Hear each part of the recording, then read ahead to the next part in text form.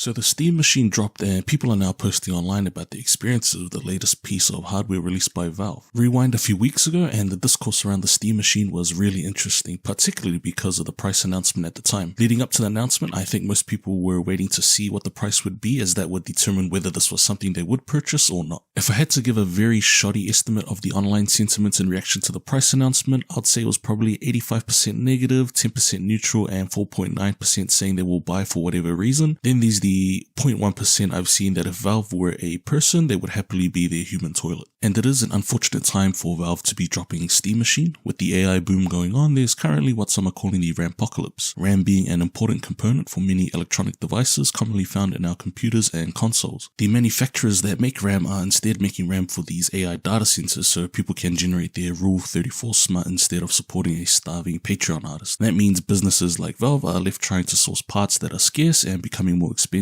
which affects the consumer price for things like the Steam Machine. I feel like I am the target market for the Steam Machine. I've got a bit of money to drop on this, provided I starve for a few meals. I also am very inexperienced with gaming PCs. I've got a gaming laptop which is about 10 years old now. I did use it for a bit, but I defaulted back to my PlayStation for most games just due to the convenience and ease of use. I do have a Steam Deck, and when the Steam Deck dropped, that changed things for me. A lot of the reasons why I wanted a Steam Deck are exactly why I want the machine. Easy plug and play being the primary reason. When the Steam Machine was announced, I was keen as F. Basically as close to a console as you could get with your Steam library was my thinking. I don't want to build a PC, and even if I did get a pre-built one, they're still installing and setting things up and so on, and I'm just really lazy. The size of the Steam Machine is also attractive to me. It can sit on the desk and not take up as much space as a conventional PC would. My current desk that I use for work and hobbies is already crowded like crazy, but that Steam Machine would fit really well. And with a little bit of context of why I wanted the Steam Machine out of the way, if we come back to the price announcement, oh boy, if people were not fans of the price in USD, man, wait till I show you what this can cost for Kiwis in New Zealand. I was so keen on the Steam Machine, I looked up the conversion rate when I saw the news when they announced it back in late June. Base system for Steam Machine 512 gigabytes would be 1,844 New Zealand dollars and 5 cents as of 23rd of June 2026. That's just base system, no controller, no shipping costs or tax included, because the only way we're likely going to get this is through a retailer or importer. So for just the base Steam Machine, we could be looking at near 2,000 New Zealand dollars all up. Now, at first when I saw this price, I thought, yo, this is way too expensive, man. Also to add, people saying that the specs aren't great for the price and all of that, but when I saw the New Zealand price, it just jogged my memory a little bit, and jogged it was. I purchased my Steam Deck actually online through a retailer in New Zealand, and I spent 1,799 New Zealand dollars on the 1TB OLED model back in 2024. So why not buy the machine anyways if I paid for the Steam Deck at a similar price? What's so off-putting about the price? Because the Steam Deck offered something new and gave value in other ways that a Steam Machine can't. The deck was portable, can be docked to a screen too. The machine's main purpose is to be plug and play, ideally for your living room, or it almost functions like a console where you can play with friends or chill on the couch. But at that price, why not just buy a console? Again, at the day of the price announcement, I wanted to check a local retailer that sells consoles just so I could gauge how much a console would be in comparison to what maybe I would spend on a Steam Machine. And legit, you could pick up the 2TB PS5 Pro at this price as of today along with a separate controller and still be cheaper than buying the base Steam Machine with no controller. And at the end of it, still have about $250 left over to buy some Robux. So for me, someone who believes they're the target demographic for the Steam Machine, I can't really justify the price to value ratio here. That's $1,800 I can instead put away to like a really decent PC, or I don't know, just anything else really.